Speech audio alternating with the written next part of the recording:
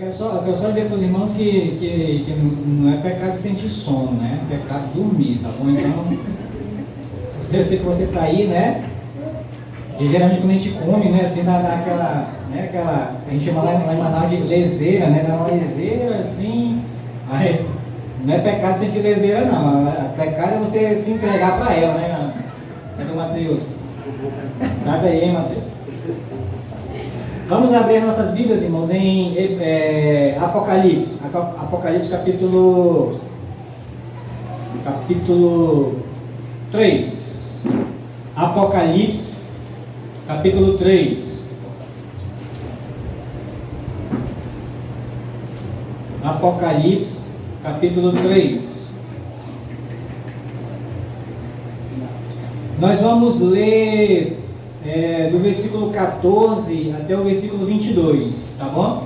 Apocalipse, capítulo, é o último livro da Bíblia, né, do Novo Testamento, capítulo 3, do versículo 14 até o versículo 22, tá bom? Os que puderem se pôr em pé, em reverência à palavra do Senhor, né, pra gente ler esse trechinho.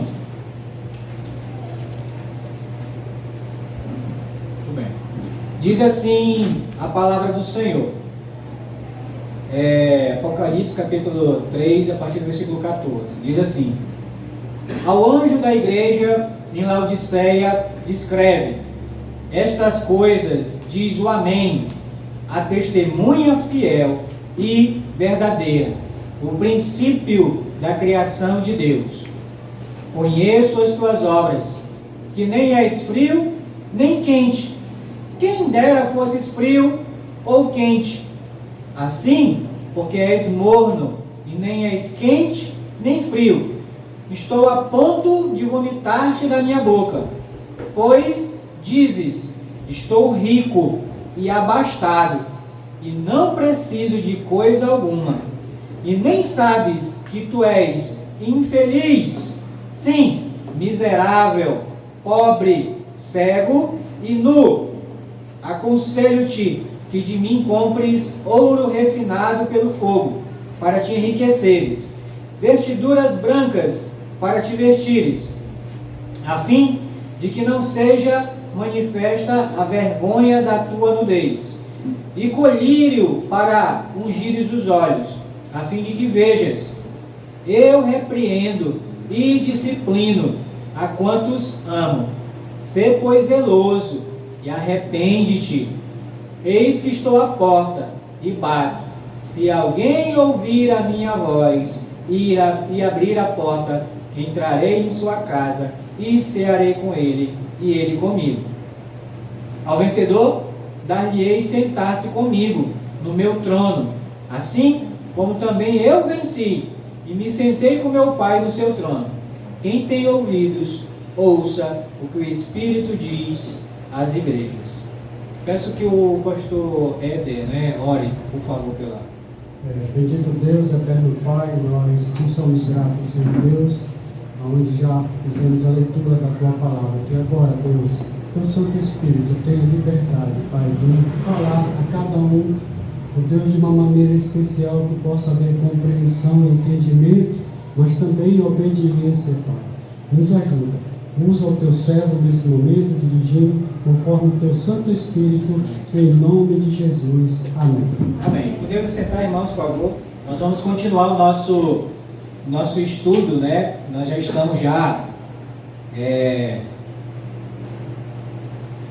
pelas minhas contas, 1 ano e 6 meses.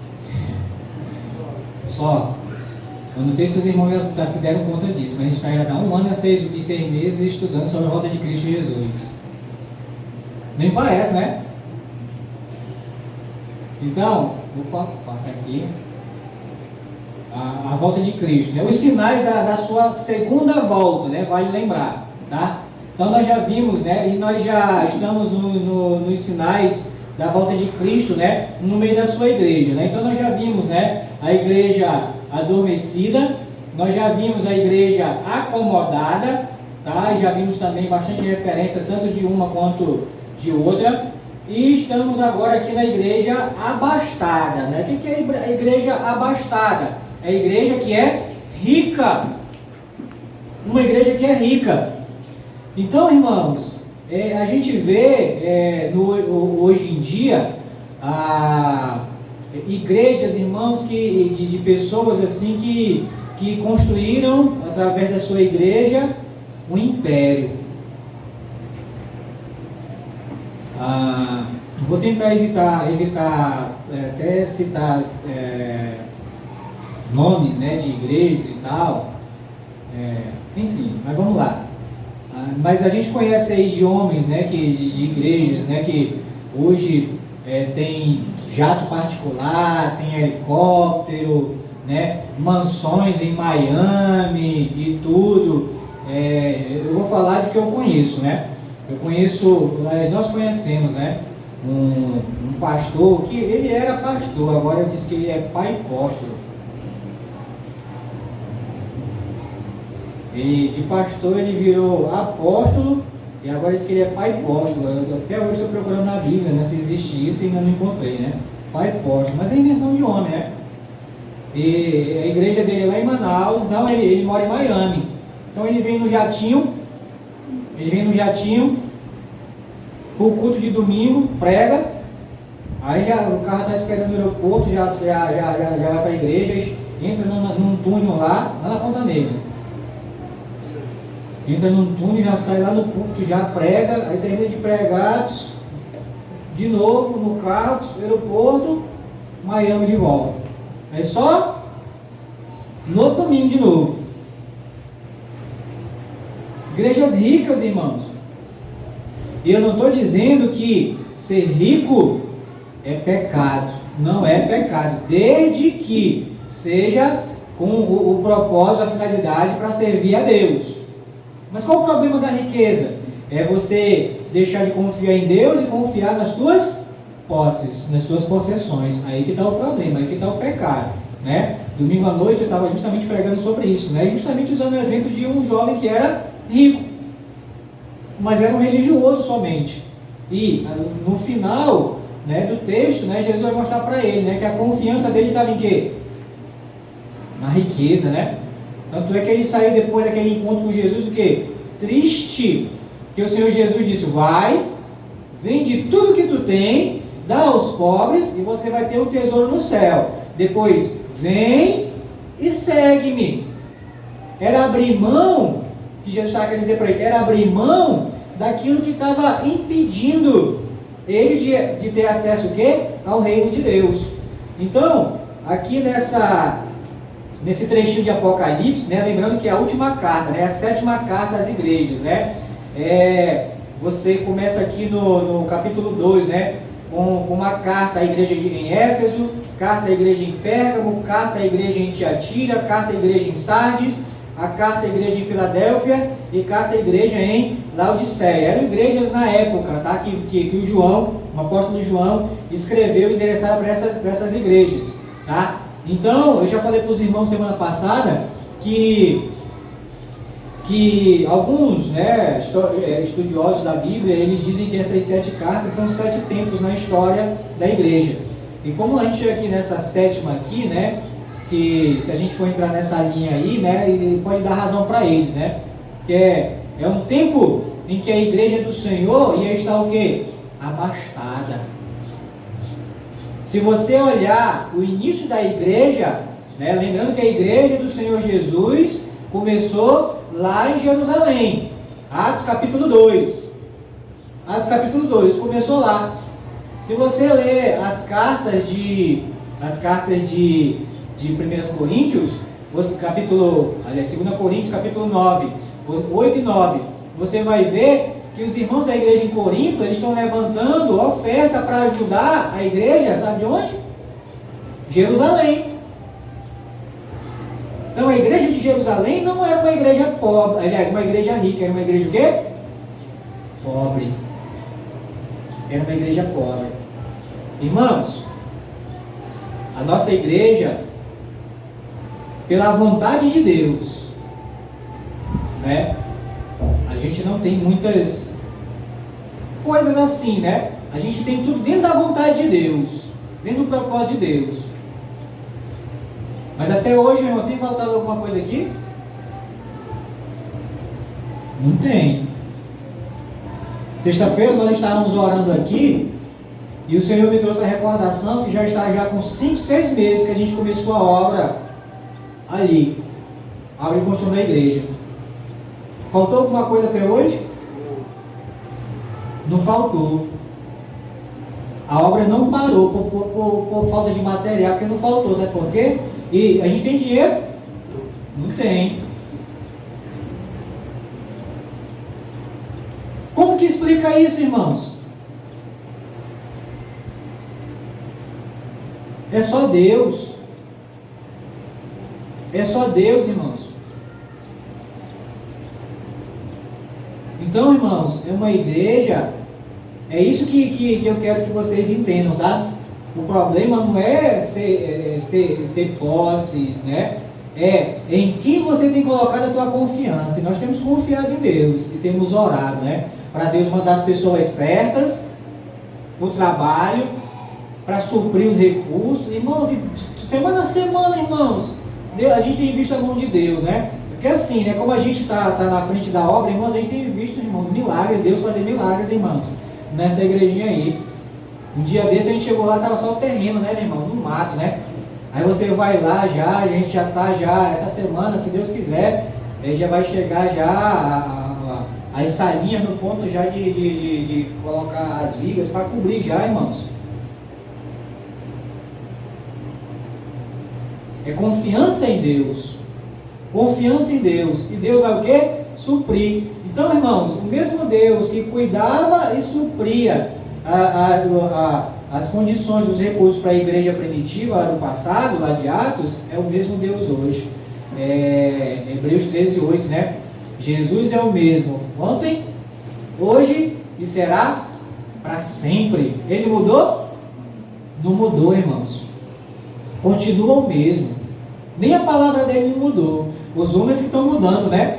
Tirando coisas, né? E acrescentando outras. Mas ele continua o mesmo. O que ele espera? Confiança, fé. E nós, irmãos, estamos aqui, né? Confiando no Senhor. E ele vai, que nem o Paulo escreveu para os Filipenses, né? Aquele que começou a boa obra em vós, há de completar. E ele vai essa obra aí, irmãos, ela começou e ela tem continuado. E Deus vai ajudar a gente a completar, né? Se Deus assim continuar permitindo. Então essa igreja aqui, ela era uma igreja abastada, rica. Tanto é que o Senhor Jesus, ele já começa, né? Eu falei para vocês semana passada, com algumas características. A primeira é o versículo 15, né? Acompanha comigo o versículo 15 do capítulo 3, né? Nesse trechinho que a gente leu. Conheça as tuas obras, que nem és frio, nem quente. Quem dera fosse frio ou quente. Assim, porque és morno, e nem és quente nem frio, estou a ponto de vomitar da minha boca. É um tempo, irmãos, na igreja, que a igreja nem ia ser quente, nem ia ser fria. Quente, não estou falando de questão de temperatura. Ia ser o quê? Morna. A igreja, irmãos, que com o tempo ela ia perder os princípios de Deus. Ela ia abrir mão dos princípios da palavra de Deus para aderir aos princípios mundanos e aos princípios humanos. E é o que a gente está vendo muitas igrejas aí, abrindo mão da palavra de Deus para colocar os seus princípios.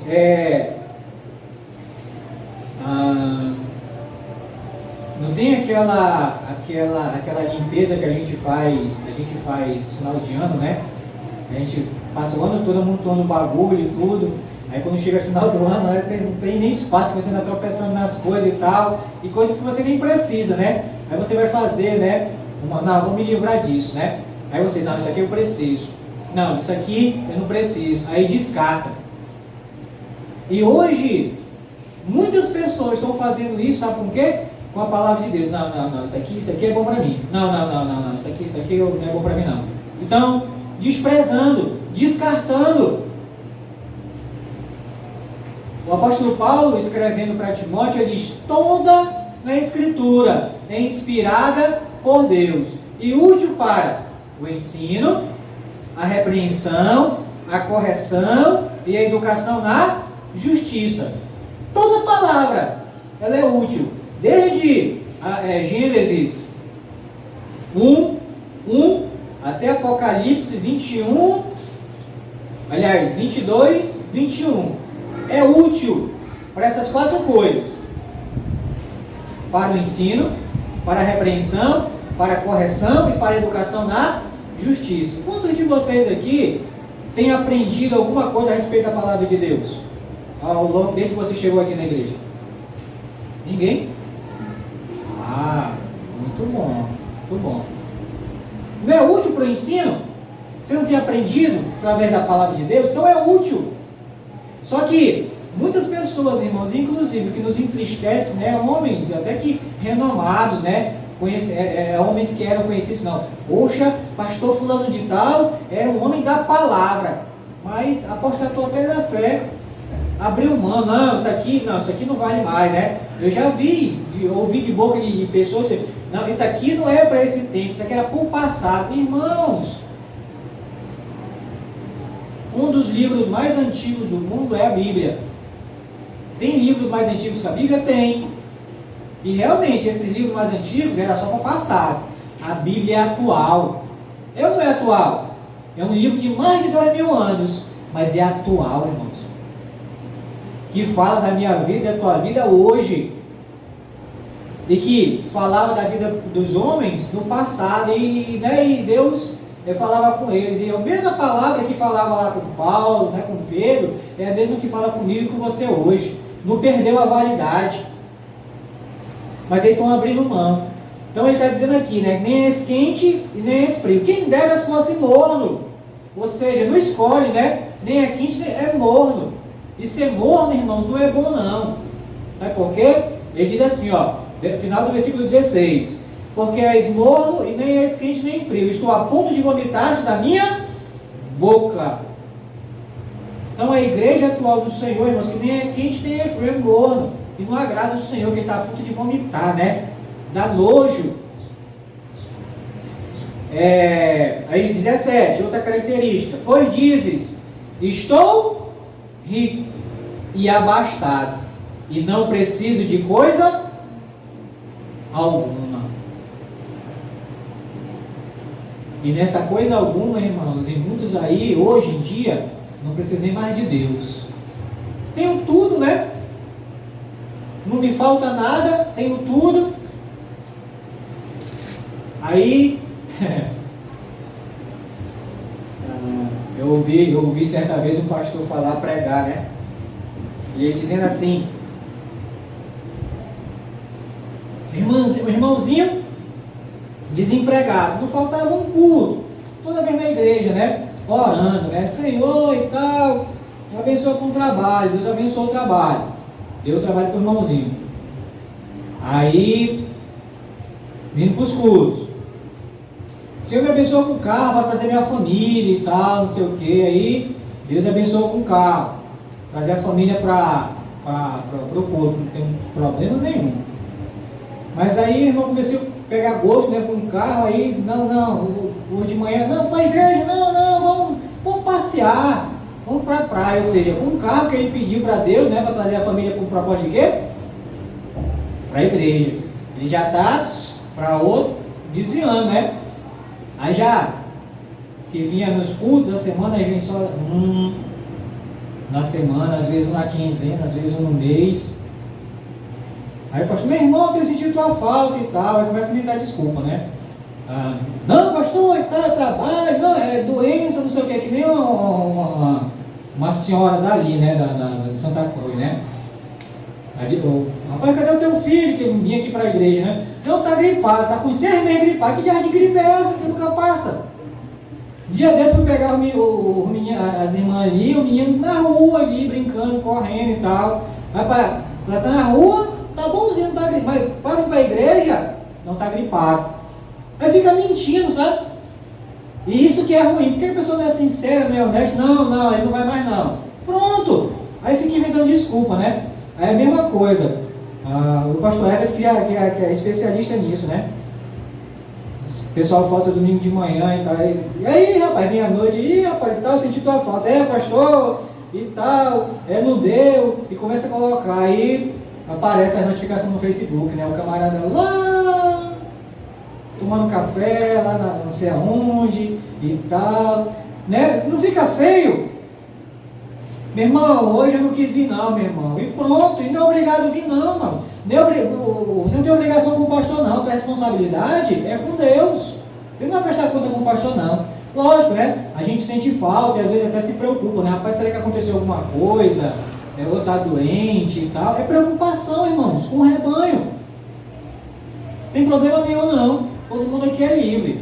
Agora não esquece, né, da tua responsabilidade para com Deus. De servir, de seguir de perto, porque tem muito seguindo de longe e é perigoso. Vocês veem que a vida de Pedro, que Pedro começou a seguir Jesus de longe, né? Qual foi as consequências? Pedro chegou o quê? Negar Jesus. Mas ele começou o quê? Seguir Jesus de longe. E negou depois. Não? Nós devemos verificar. E aí voltando, né? E aí não vem mais, né? Ou seja, aí a pessoa vai, aí comprou um sítio, né? E não tem mais tempo não, agora é sítio.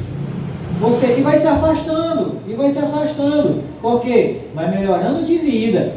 E vai se apegando às coisas desse mundo, às coisas materiais, né? E deixando o espiritual de lado. E dando prioridade para o material. Irmãos, nós, o ser humano, ele pensa assim, não, primeiro o material e depois o espiritual, se der, não é assim? Naturalmente falando, o homem natural não pensa assim? Não, primeiro é o material, né? Não, é eu me dar bem, é eu produzir, é eu ter o meu conforto, da minha família e tal. Tanto é, quantas pessoas bem de vida, que têm recurso, querem saber de Deus? Você procurar ver essas pessoas milionárias, é viagem, é passeio, é férias. É interessante, né, que o camarada que trabalha mesmo, o verdadeiro trabalhador, né? Quantas vezes no ano ele tem férias? Uma vez, e olhe lá, quando, né, às vezes, né, fica 2 atrasadas, 3 atrasadas, o cara trabalha 3 anos para folgar, para tirar férias, e um. Agora você pensou que o rico, 2 em 2 meses, já está cansado. É férias, né? 3 em 3 meses é férias, e não sei o que, e é viagem. Mas que negócio que cansa, né? Não quer saber, irmãos, de Deus. Não quer saber de Deus, sabe? Porque tem tudo, não falta nada. Mas aí olha só o que o apóstolo João vai dizer assim. 17, né? Pois diz, estou rico e abastado, não preciso de coisa alguma. É isso que imagina, né? Não, os bens materiais, né? Materialmente eu estou bem. Mas olha só como ele é espiritualmente. Aí é que está, irmãos. Hoje eu não sei nem como é que chama mais, né? Mas na minha época, chamar de radiografia, né? Que é o famoso raio-x, né? Continua ainda? Continua? É o raio-x, né? Então, a gente olha assim, né? Poxa, tá tudo legal, né? Você bate um raio-x, aí vai ver, né? A fratura e tal. Então, imagina, né? Aparentemente, tá bem. Tá rico, tá abastado, não precisa de coisa alguma. Agora, olha só a radiografia espiritual, de como aqui tá. E nem sabes que és infeliz. Sim, miserável, pobre, cego e nu. Está aqui, irmãos, a radiografia espiritual de uma igreja abastada. Tem tudo, não falta nada, materialmente. Mas espiritualmente é o quê? É uma igreja infeliz, miserável, pobre, cega e nu. É a realidade espiritual. Por quê? O material está acima do espiritual. Como na realidade devia ser inverter, né? O espiritual primeiro e o material depois. Irmãos, isso não é balela, isso não é conversa de pregador não, irmãos. Mateus 6,33 diz o quê? Buscai, pois, em primeiro lugar as coisas materiais, o seu bem-estar, né? E depois se der o reino de Deus. É assim que está escrito lá? Não. Buscai em primeiro lugar o seu reino e a sua justiça. E as demais coisas vão ser acrescentadas. Se você é filho de Deus, Deus vai acrescentar na tua vida o que falta. Agora, viver, irmãos, uma vida de rato de laboratório, não sei se você já viu rato de laboratório, né? Que fica dentro daquela rodinha, né? Que fica correndo assim em círculo, né? E ele chega a algum lugar? Lugar nenhum, irmãos, e tem muitos, infelizmente, crentes hoje em dia, nessa corrida de rato, correndo para buscando isso e aquilo e tal, e no final não chega em lugar nenhum. Por quê? Porque é um princípio de Deus que ele inverteu na vida dele. Porque se ele começar a buscar Deus em primeiro lugar, as coisas de Deus, o reino de Deus, as demais coisas vão ser o quê? Acrescentadas na vida dele. Deus vai mandar, não precisa nem ele correr, Deus vai mandar. Assim como Deus tem mandado para nós aqui. O que a gente tem corrido, isso é o trabalho, né, de ir aqui comprar, às vezes, lá em Calcaia e tal, em Fortaleza comprar material, mas Deus tem mandado, irmãos. Tem mandado. Por quê? É Deus em primeiro lugar. E as demais coisas não serão acrescentadas. Isso é uma promessa. Faz prova, irmãos. O problema, irmãos, é que às vezes a gente é incrédulo, a gente não acredita na palavra de Deus. A gente não acredita na palavra de Deus. E as nossas vidas seriam muito melhores, irmãos, muito melhores, se você acreditasse fielmente naquilo que Deus diz. A gente está estudando no dia de quarta, né, sobre os heróis da fé. Homens que alcançaram promessas de Deus. Não é porque eles alcançaram, porque creram na palavra de Deus, confiaram na palavra de Deus. E não mudou não, irmãos. Não mudou não. Sem fé é impossível agradar a Deus. É impossível agradar a Deus. Então está aqui o raio-x, né? A radiografia espiritual da igreja.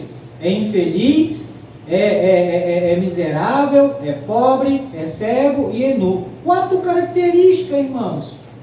E aí ele vai falar no versículo 18 aqui, ó. Aconselho-te que de mim compres ouro refinado pelo fogo, para ti enriqueceres, vestiduras brancas para ti vestires, a fim de que não seja manifesta a vergonha da tua nudez, e colírio para ungires os olhos, a fim de que vejas. 3 coisas.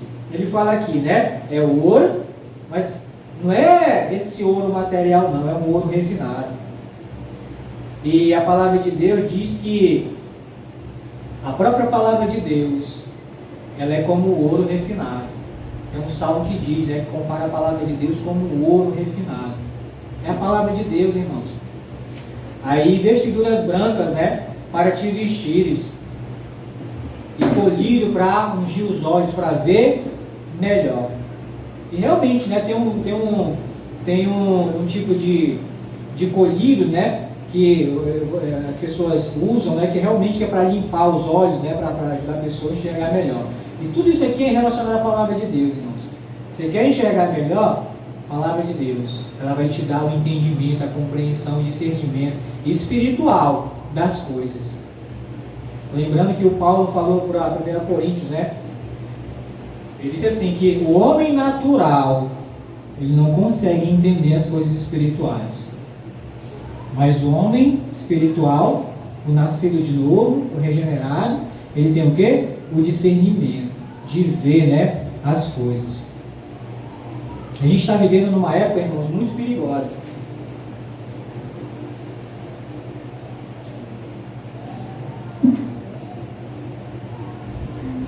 Eu estou me referindo não somente na situação atual do nosso país, isso é mundial, irmãos. é mundial. A gente está chegando num nível em que o caos está se instalando em todas as nações. Irmãos, eu não tenho dinheiro não. Eu tenho uma merrequinha, né, guardada. Mas eu gosto de acompanhar, as coisas, né, da economia. Não só no Brasil, mas no mundo. É bom a gente se inteirar dessas coisas, né? Inclusive no início do ano, não sei se o Isaac vai lembrar, o pastor vai lembrar, a gente conversando e tal, né? E eu sei que no meio da conversa entrou um negócio de investimento, não sei o que e tal. Eu até falei para eles, olha, o ano de 2022 não é um ano bom para investir. Lembra disso? Por quê? Porque é ano de eleição, é incerteza, a gente não sabe quem é que vai ganhar, quem é que vai perder. Então, os investidores, eles já sabem disso, né? Quando é ano de eleição em qualquer país, eles deixam de investir. Porque eles não sabem quem é que vai continuar, se vai sair, o outro vai ser pior e tal. Eles, né? Porque eles não querem perder dinheiro, né? Então, eu gosto de acompanhar esse mercado financeiro. Então, acompanhando, irmão, tem uma expectativa de que o ano 2023, irmãos, vai ser muito ruim. Isso a nível mundial. Eu tenho acompanhado a situação dos bancos suíços, irmãos. Os bancos suíços estão pedindo falência. Os melhores bancos, que eram conhecidos como o melhor banco do mundo, estão pedindo falência. Ou seja, o sistema financeiro, né, entrando em colapso. O sistema político entrando em colapso. Toda a América Latina, irmãos, vermelha, comunista, toda, infelizmente, entrando em colapso. Isso é mundial. Israel, como povo de Deus, já está na 6ª eleição. Nunca aconteceu isso em toda a história do mundo. Então, colapso financeiro, colapso político. Aí a gente vê, né, protestos, né, na França. E não estou falando de brasileiro que mora lá, não. Eu já estava fazendo protesto já com eles mesmo lá, insatisfeito já com o governo lá, né, do povo tendo para a rua lá manifestar também contra o governo lá. França, Inglaterra, próprios Estados Unidos. O próprio Estados Unidos. Então, isso tudo, irmãos, está dentro do plano soberano de Deus e se afunilando. Para quê? Para o surgimento do anticristo. O surgimento do anticristo. Tudo isso. Por quê? Porque ele vai surgir num momento de colapso geral de tudo. Quanto pior tiver, melhor. Porque ele vai chegar como o salvador da pátria, né, que vai resolver tudo, né? A economia, ele vai resolver o problema, ele vai pacificar as guerras, ele vai trazer a paz, aquela paz que a gente viu lá. Quando vocês ouvirem falar de paz, esse que repentinamente vem o quê? Destruição. Ele que vai fazer a paz, até de inimigos milenares, irmãos, que é entre os árabes e os judeus, né? Eles têm mais de 5.000 anos lá brigando, né? Israel e os árabes. Ele vai fazer a paz. Vai resolver tudo. Mas essa aparente resolução dos problemas, essa aparente resolução, vai trazer o quê? Destruição. Para os não salvos. Mas para os salvos vai trazer o quê? Consolação, salvação. Salvação. Então, voltando, né? A gente está vivendo num momento muito perigoso, irmãos, mundialmente falando, inclusive no nosso país. E eu estava até comentando outro dia lá com o pastor, lá com a família dele, que eu mostrei até essa semana para ele, né? Porque o meu celular não está aqui, não ficou em casa, né? Alguém me mandou, né, um recadinho, né? Não sei se vocês lembram do Jean Willis. Era um deputado deputado homossexual, e aí quando o Bolsonaro ganhou, ele vai me perseguir em 2018, aí ele abriu mão do mandato dele e foi para fora, com medo, né, do Bolsonaro perseguir ele, não sei o que, eles querem perseguir os homossexuais. Sei quando você lembra, Jean Willis. Ele acho que ganhou Big Brother uma vez e tal, virou deputado, enfim. Sei que ele está lá fora. Agora, com o novo presidente, ele disse que ele vai voltar. Ele vai voltar com um propósito. Sabe qual é o propósito? O propósito dele é tirar a Bíblia do Brasil, acabar com a Bíblia no Brasil. Ele falou. Ele vai voltar para acabar com a Bíblia e com as igrejas no Brasil. Não sei se ele vai conseguir, né? Tem um homem chamado Voltaire, um francês. Pode procurar na história, né? Voltaire, um francês. Ele foi um grande perseguidor dos crentes na França e das Bíblias. Ele pegava e comprava Bíblias, era um homem rico, ele comprava Bíblias para queimar em praça pública, porque ele também queria acabar com a Bíblia. O Voltaire morreu. Aqui a Bíblia aí, ó. Ele se acabou, mas a Bíblia não se acabou. E por ironia do destino, entre aspas, né? E Deus, irmãos, Deus, ele abate o soberbo e exalta o humilde. Na casa dele, onde ele guardava as Bíblias, né, para queimar, sabe o que é hoje lá? Uma sociedade bíblica. Antes era um depósito para ele queimar, hoje é um depósito para distribuir Bíblia. Na casa dele. Mas queria acabar com a Bíblia.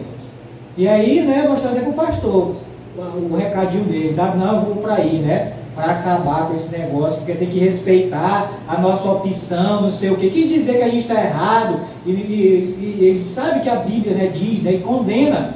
E é errado, irmão, naturalmente.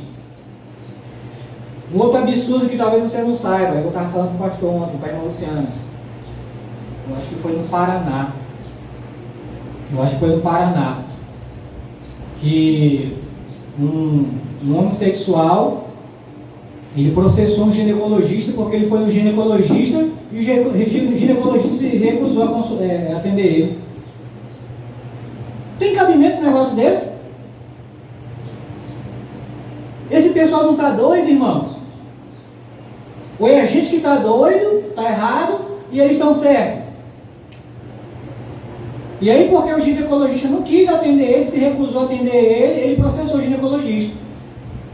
E está rolando o processo aí, tem juiz que está acatando, está aceitando. Ginecologista, irmão, cuida de quê? De mulher. Só de mulher, irmãos. E aí chega um homem, né, quer ser atendido por ginecologista. E o cara não, meu irmão, sai fora daqui. E aí foi lá e processou ele, porque não queria atender. Eu não vou nem falar o que eu falei para o pastor, porque não cabe aqui, mas deixa eu falar. Vida que segue. Então, irmãos, é um problema, irmãos, assim, que está se afunilando, sabe?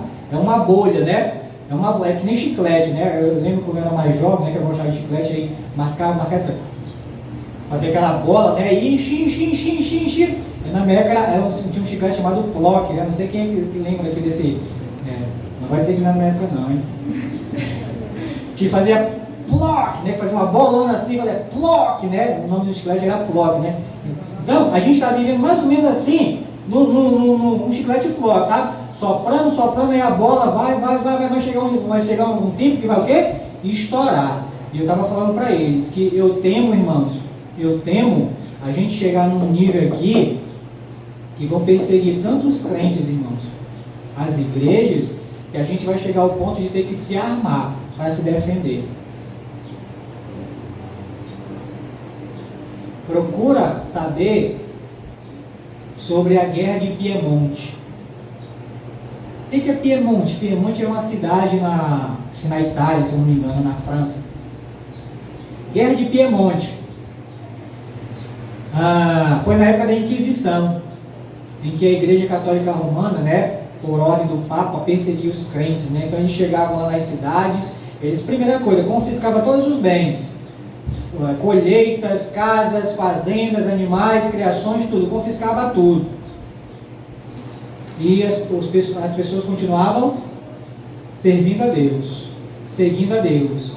Então, só confiscar os bens não era, e naquela época o pessoal valorizava, né? Mas não tem problema perder meus bens, contanto que eu tenho meu Senhor. E aí ele conseguiu, por ordem lá, eu não lembro, irmãos, o nome lá da pessoa encarregada, né? Mas era um camarada mau, irmãos. Uns soldados lá do Vaticano, eles invadiam fazendas, casas, estupravam mulheres, senhoras, crianças, matavam as pessoas. E os crentes de Piemonte, né? Não, né? Nós somos crentes, a gente não pode, né, revidar. E via essas atrocidades. Mas chegou um tempo que eles cansaram de ver isso. E eles tiveram que fazer o quê? Se armar para revidar. E eu espero, irmãos, que a gente não chegue, né? Já pensou o camarada chegar e invadir minha casa, meu irmão, para abusar da minha mulher, dos meus filhos, eu vou ficar de braço cruzado?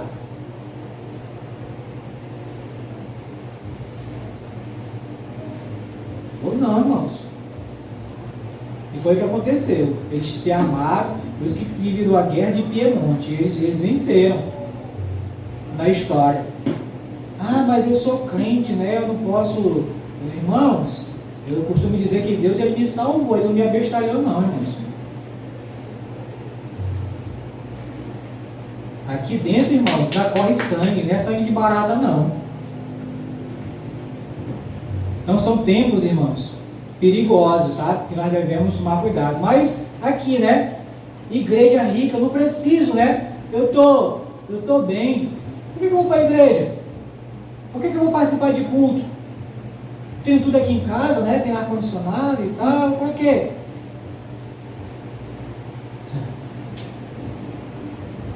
E não sabe que é infeliz, sim, miserável, pobre, cego e nu. Está aqui, irmão, na radiografia de muitas igrejas hoje em dia. Se dizem servir ao Senhor, mas não, estão abastados, não precisa. E já pegando o gancho, irmãos, verso 20, né? Verso 20 diz: eis que estou à porta e bato. É uma igreja abastada. Mas Jesus está onde? Fora da igreja. Ele não está dentro da igreja. Eis que estou à porta e bato. Se alguém ouvir a minha voz e abrir a porta, entrarei em sua casa e cearei com ele e ele comigo. Fala de cear, fala de ter comunhão. Deus, o Senhor Jesus, vai ter comunhão com aqueles que abriram o quê? A porta para ele e deixar ele entrar. Porque enquanto tiver com a porta fechada, irmãos, ele vai continuar lá fora, ó, batendo.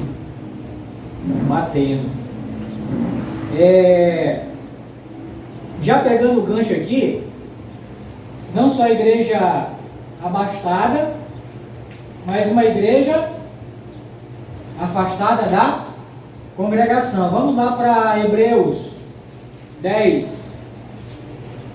Hebreus 10, 25 e 26.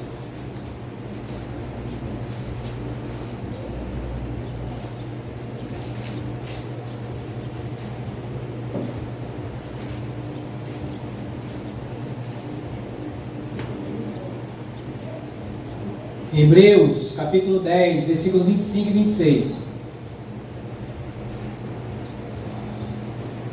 Diz assim, né, o escritor aos Hebreus: não deixemos de congregar-nos, como é costume de... Ainda bem que é de alguns, né, irmãos? Não é de todos, né? É de alguns. Antes, façamos admoestações, e tanto mais quanto vedes que o dia se aproxima. E presta atenção, que dia aqui está com D maiúsculo, né? Isso é um dia especial, né? É o dia da volta de Jesus. Então, irmãos, até o dia de Cristo Jesus voltar, a gente tem que fazer o quê? Se congregar. Se congregar. Se você olhar, irmãos, para Atos, eles sempre estavam o quê? Reunidos. Quando o Espírito Santo desceu sobre o discípulo lá no cenáculo, quantas pessoas tinham lá congregadas? Lá diz, 120 pessoas. E eles procuravam sempre estar congregados, reunidos. E é isso que Deus, irmãos, ainda hoje espera de nós, como regenerados, como nascidos de novo. está o quê? Congregando. Então ele diz, não deixemos de congregar-nos, como é costume de alguns. Agora olha só o 26. Porque se viverdes deliberadamente, essa palavra deliberadamente quer dizer de propósito, tá bom? Se viverdes de propósito em pecado, depois de termos recebido o pleno conhecimento da verdade, já não resta sacrifício pelos pecados. Pelo contrário, 27, certa expectação horrível de juízo e fogo vingador, prestes a consumir os adversários. Então, irmãos, não é mais compaixão e misericórdia não, já é juízo, é castigo. Graças a Deus, irmãos, que nós, com a boa mão do Senhor, nós voltamos a nos congregar, né? Porque por um período de tempo a gente foi impedido de congregar, mas por causa do quê? Do vírus, né? Não foi isso? Muitos trabalhos, irmãos, parou em todo mundo. Pessoas deixaram de se congregar por causa do vírus. Mas tem lugares ainda hoje que os que se frequentavam antes não voltaram mais não. Em casa é melhor.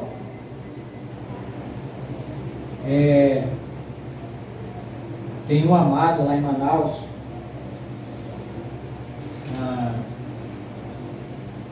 Ele não era frequente na igreja, né? Era esporádico.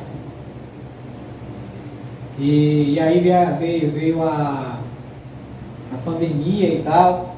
Aí ele falando com o pastor Everton, né? Poxa, meu irmão, como eu sinto falta, meu irmão, de me congregar e tal. Não tinha vida, não tinha nada, né? O camarada, né? Uma vez ou outra na igreja, só para como é que chama aqui? Para tapear, né? Só para fazer a média com o pastor e tal. Mas poxa, meu irmão, assim que voltar, meu irmão, acabar com esse negócio aí, voltar, meu irmão, eu vou congregar. Rapaz, eu sinto muita falta, irmão, de congregar. Mas está com 3 anos já que passou, né, praticamente. Já vai para o 3º ano, né? Vai lá, atrás dele.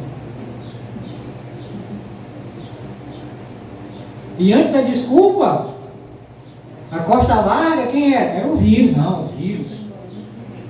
É o vírus.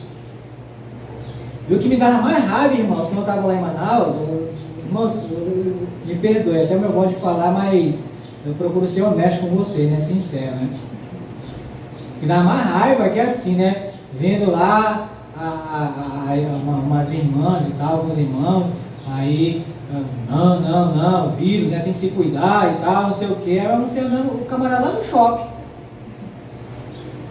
Lá no centro da cidade. É interessante, né? Que o vírus, lá no shopping não tinha vírus, né? O cara passava lá na porta lá e exterminava o vírus na hora, né? Lá na rua do centro também não tinha vírus, né? O vírus só estava na igreja. Só na igreja. E o pastor até brincou, né? Meu irmão, pois eu prefiro pegar o vírus aqui na igreja. Na igreja, porque pelo menos aqui na igreja o vírus é santo daqui. Ele brincando, né? Ele acabou pegando, meu irmão.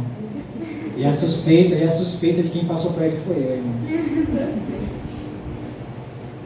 Eu acredito que foi eu mesmo, passei. Mas foi na igreja. Não foi no shopping, não foi no centro, né? Não vou para a igreja. E já passou, já, graças a Deus, meu. O pessoal está vacinado já e tudo. Mas e aí volta? Não, porque fica cômodo. E aí para ajudar, né? Aí surgiu a questão da transmissão, né? Transmitir os cultos e tal, que é para os irmãos, principalmente os idosos, né? Que é uma preocupação maior lá, assistir os cultos. Aí, não, eu vou assistir. Irmãos, muitos não sabem, mas a gente tem como ver na hora lá, em tempo real, quantos estão assistindo o culto. Por que eu sei disso? Porque eu ajudava lá na transmissão, né? Não tem quem costuma, né? Não sei se todos aqui assistem, né, os cultos lá, mas quem costuma assistir, não aparece as letrinhas, as músicas lá, os versículos. Quem colocava aquilo lá, quem estava lá era eu. Então eu ficava e estava lá, no monitor que eu controlava aquilo ali, tinha como ver, sabe? Aí você lá, tem lá, né? Quantos assistindo? Quando estava lá, irmãos, nunca passou de 20. Nunca passou de 20. E lá na igreja tem, acho que até mais já, 300 pessoas.